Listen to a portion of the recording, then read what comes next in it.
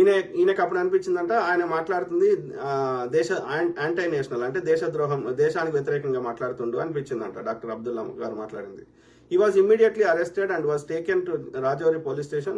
An offence was registered against him and he was handed over to Terrorism Interrogation Branch of Jammu for further investigation. The applicant was annoyed by the statements of Dr. Abdullah, which he thought anti-national. Okay. And he hit Dr. Abdullah on his face.